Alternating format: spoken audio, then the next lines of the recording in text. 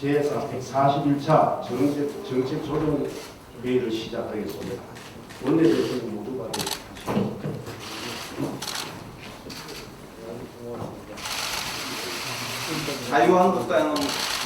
자유한국당에게 두 번째 선택의 시간이 왔습니다.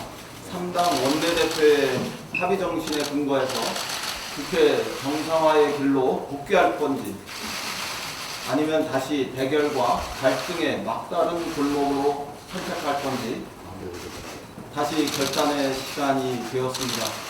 그리고 카운트다운도 시작되었습니다.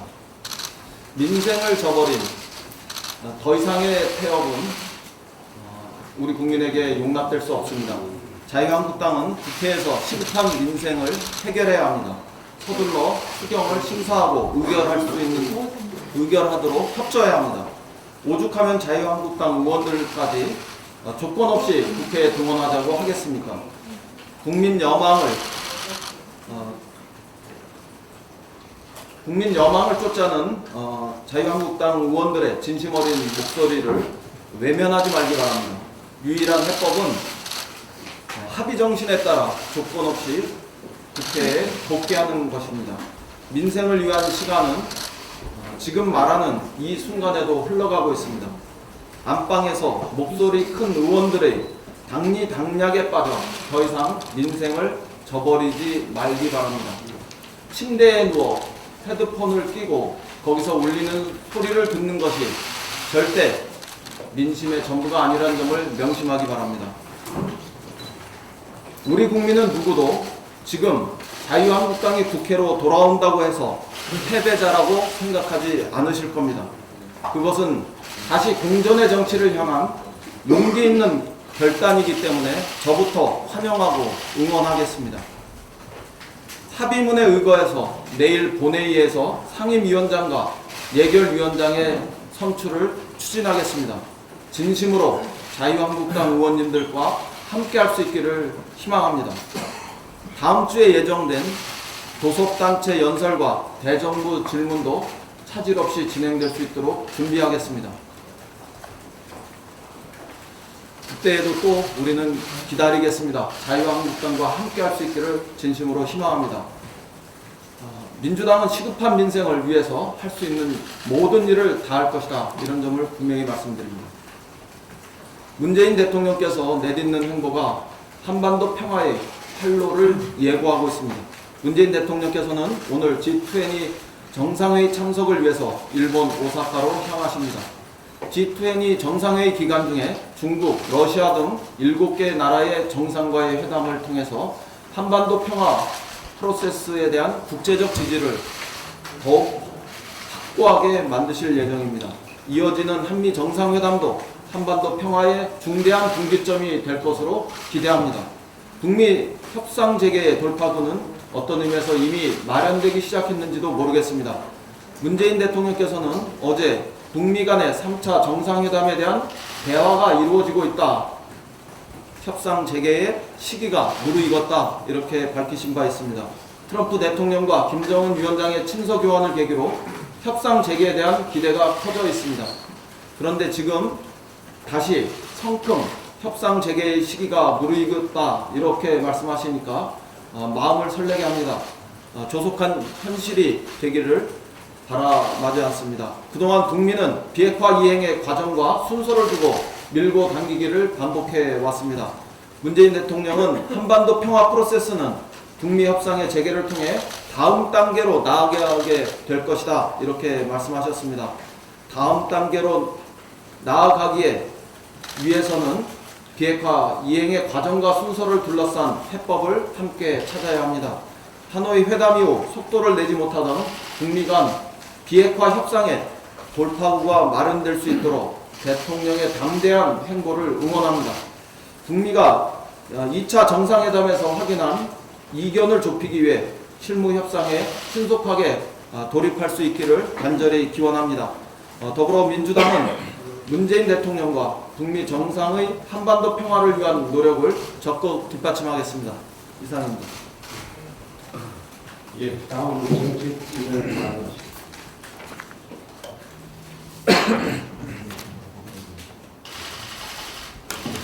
어제 한 여론조사 기관이 발표한 국가사회기관 신뢰도 조사에서 대통령이 2주 연속 국민이 가장 신뢰하는 기관으로 꼽혔다고 합니다. 이에 비해 국회는 국민의 신뢰도가 가장 낮은 기관으로 지목됐습니다. 구체적 수치를 보면 더욱 참담합니다.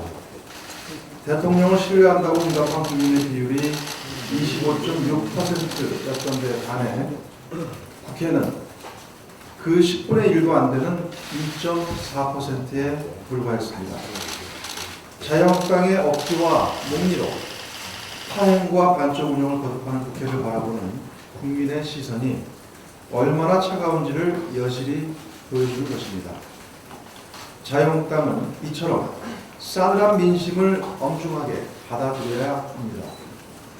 그러나 자유한국당의 민심 역주행은 어제도 계속됐습니다. 특히 자유한국당 소속 법사위원장은 어제 자유한국당과 합의 없이 처리한 법률은 법적 근거가 허용하는 한 소관 상임위로 다시 회부하겠다고 말했습니다. 한마디로 터무니없는 괴변입니다. 우선 국회법 어디에도 법사위원장에게 타 상임위에서 처리된 법률을 다시 돌려보낼 권한을 부여하지 않았습니다. 더욱이 이 발언은 타 상임위의 입법권을 정면으로 침해할 뿐만 아니라 체계 작구 심사에 국한된 법사위의 권한을 넘어서는 위법적인 망언입니다.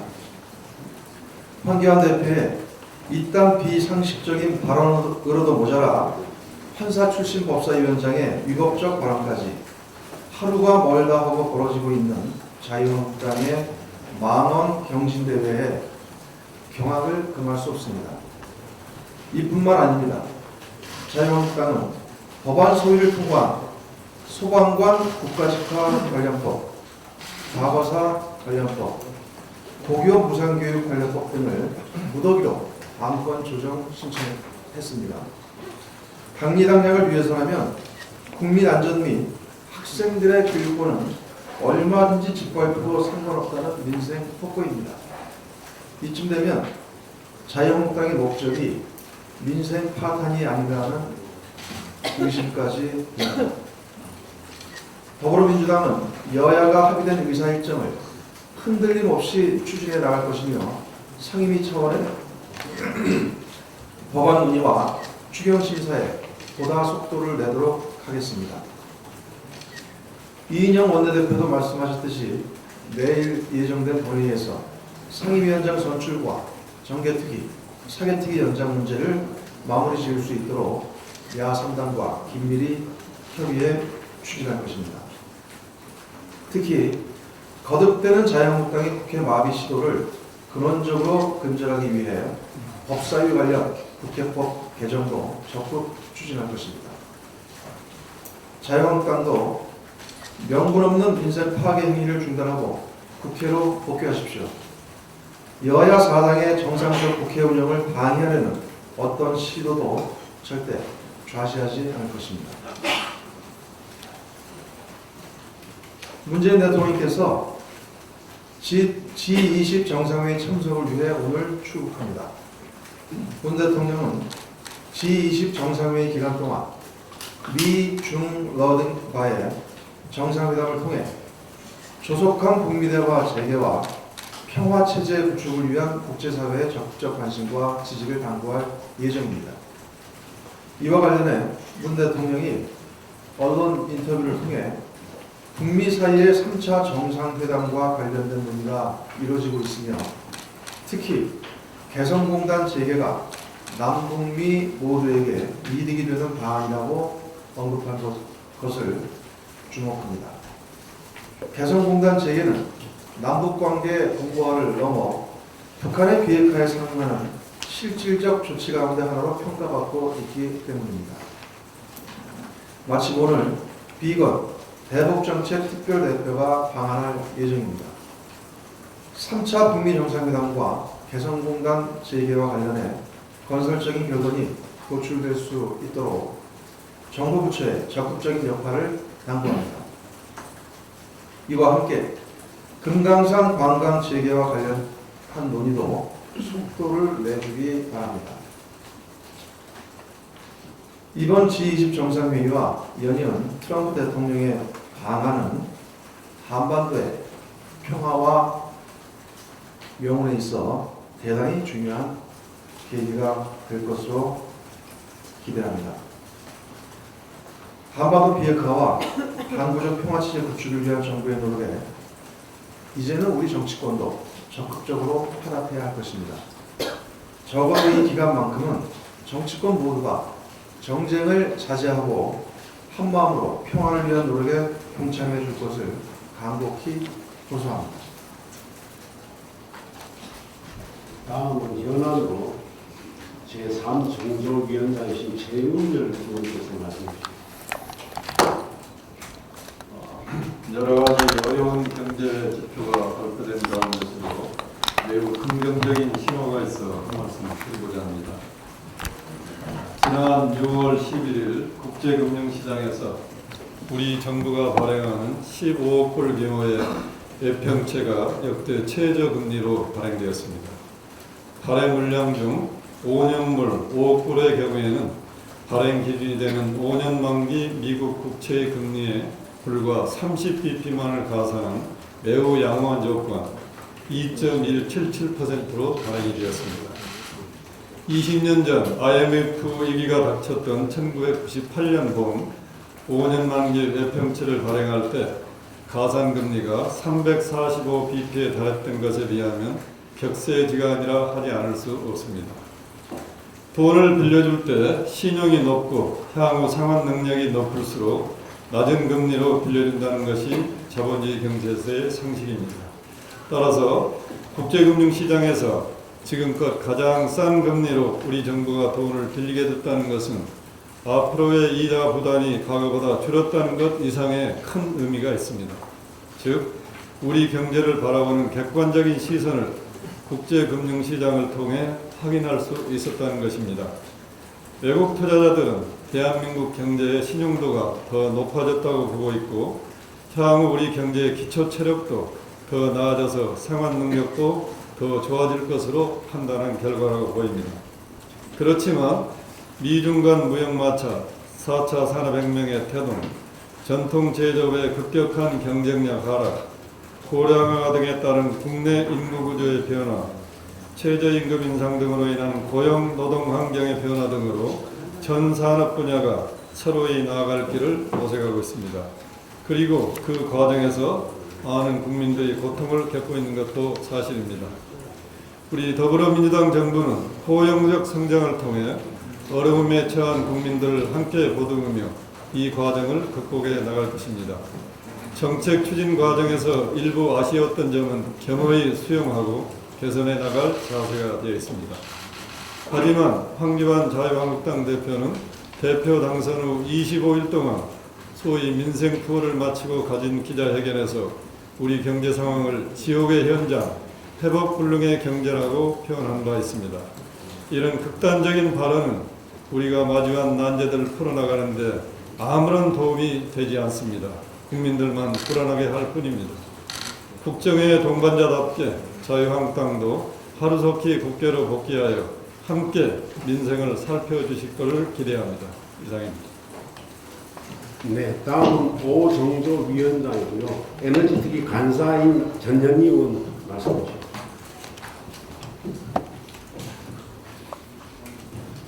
네, 최근에 바라카 원전과 관련해서 이 문재인 정부의 에너지 전환 정책과 이 문제를 연관짓는 가짜 뉴스가 퍼지고 있습니다. 그래서 이에 대해서 팩트 체크를 통해서 국민 여러분들께 올바른 정보를 전달해 드리고자 합니다. 먼저 에너지 전환 정책이 아랍에미리트 측의 변심을 불러서 한국 원전의 신뢰도가 떨어져서 이번에 수주가 대폭 줄어들었다. 이런 문제 제기에 대해서 전혀 사실이 아니다라는 점을 지적합니다. UAE의 민간 기업인 나와사는 근본 정비 사업자 선정의 의사결정 과정은 한국 정부의 원전 정책과 무관하다라는 점을 공식적으로 밝혔습니다. 그리고 근본에 두 건의 정비 계약 체결은 사실상 지난 박근혜 정부 당시에 사실상 단독 수주에 실패한 정비 계약 사업입니다. 이 사업을 이번에 문재인 정부에서 한 UAE가 최고위급 외교 처녀를 동원해서 전방위적인 노력을 기울여서 오히려 되살려낸 계약이다. 이렇게 말씀드리겠습니다. 지난 3월 2018년 3월 문재인 대통령께서 UAE를 공식 방문하셨고 또 올해 2월에 UAE의 왕세제의 방한 그리고 임종석 UAE 특보와 칼둔의 협의 또 산자부 장관의 UAE 방문 등 양국 간의 최고위급 원전 협력 강화를 통해서 정부는 그동안 총력을 기울여서 이 수주에 대해서 노력을 기울여왔고 그렇게 되살려낸 외교적인 성과다 이렇게 말씀드릴 수 있습니다.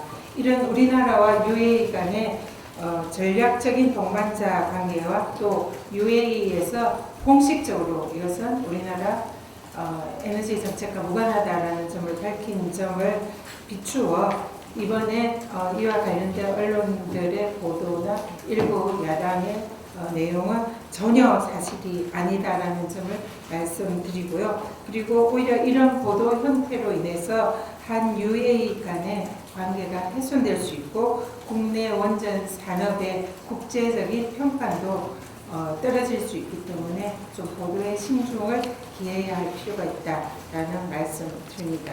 또한 일부 언론에서 당초 이 금액이 3조고 계약 기간이 15년이었는데 오히려 반쪽 아니면 3분의 1로 줄어든 게 아니냐 이런 보도가 있는데요. 이 부분도 전혀 사실이 아닙니다.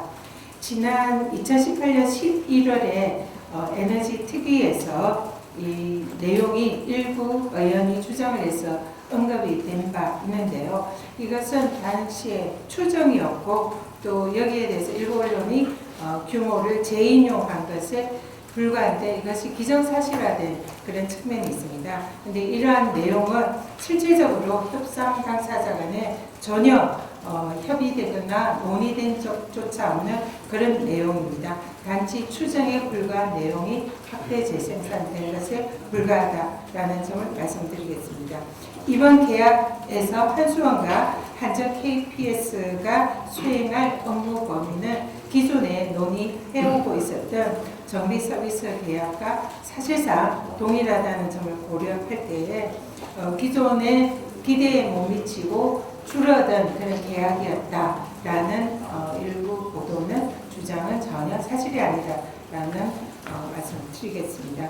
그리고 또 이번 계약이 사실상 하동급 형태로 체결된 거 아니냐 이런 주장이 있는데요. 전혀 사실이 아닙니다.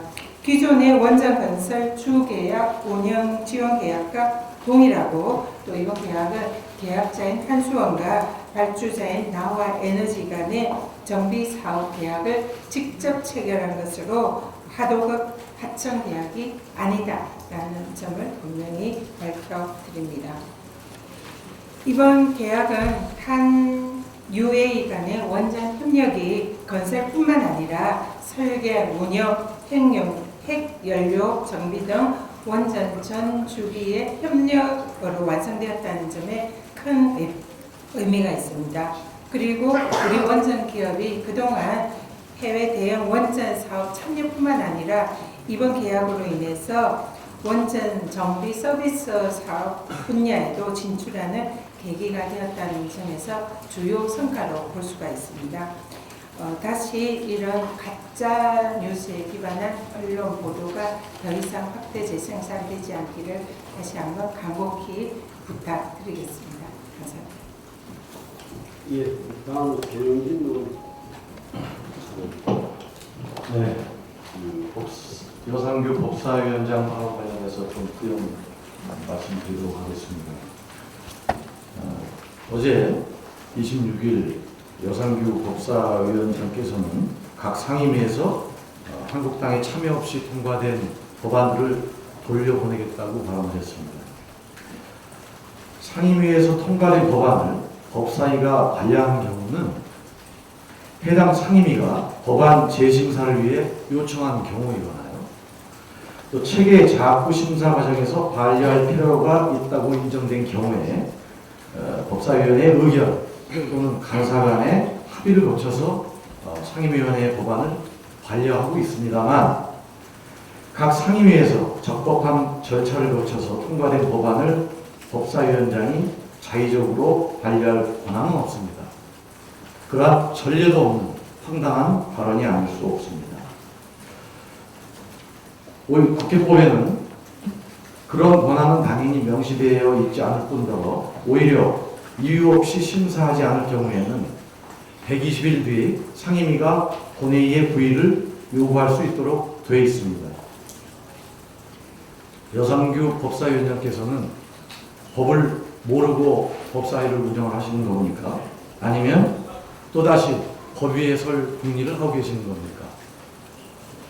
국회법에 맞게 법사위를 운영해 줄 것을 충고드립니다. 이상입니다. 예, 저도 한 말씀 드리면 금방 전현희 의원께서 말씀하셨듯이 UA 정비사 계약 체결권은 과거 정부 때 바라크 원전 건설에서 60년간 최대 70조 정도의 원전 정비 계약을 한 것처럼 과대 포장 보도를 했던 것에 대한 반성보다는 계속되는 이런 허위 사실에 가까운 보도가 되는 것에 대해서 매우 유감스럽게 생각한다는 말씀을 드리면서 건강보험 보장성 강화 후속 조치에 대해서 말씀드리겠습니다. 건강보험 보장성 강화 대책의 후속 대책으로 오는 7월 1일부터 동네 병원 2, 3인실과 응급실, 중환자실 분야, 난임 치료 시술 등에 대해 건강보험 지원이 확대될 예정입니다. 주요 내용을 간략히 소개하면, 첫째, 동네병원 2, 3인실 분야는 우선 1775개 동네병원 2, 3인실에 대해 건강보험이 적용되면서 2인실 기준으로 최대 42,000원까지 환자 부담이 줄어듭니다. 둘째, 응급실, 중환자실 분야 또한 응급검사, 모니터링 및 수술, 처치 관련 의료 행위와 치료 재료 125개의 건강보험이 확대 적용되면서 검사비 및 소모품 비용 부담이 최대 절반까지 줄어들게 될 예정입니다. 셋째, 난임치료 시술 분야에서는 난임치료 건강보험 적용에 대한 연령 제한을 폐지하고 체외수정 및 인공수정 시술 관련 건강보험 적용 횟수도 늘리기로 했습니다. 이번 후속 조치를 통해 보다 많은 국민들께서 의료비 부담이 크게 줄어들 것이라고 생각합니다. 당정은 이에 그치지 않고 보다 다양한 영역에 걸쳐 건강보험 보장성 강화 정책을 강력히 추진해 나갈 것입니다. 특히 올해는 전 국민 건강보험 제도 시행 30주년이자 문재인 케어 실시 2주년을 맞는 해입니다. 국민들이 보편적 건강권을 국가가 보다 확고하게 뒷받침할 수 있도록 법적, 제도적 정비에 소홀함이 없도록 노력하겠습니다. 그러면 조정회의를 공식적으로 전환하겠습니다. 다른 하신 말씀 비공개로 비공개로 전환하겠습니다. 예, 참 부탁합니다. 언론인 여러분의 공식적으로 사상 최초는 비공식적으로 한번 전화.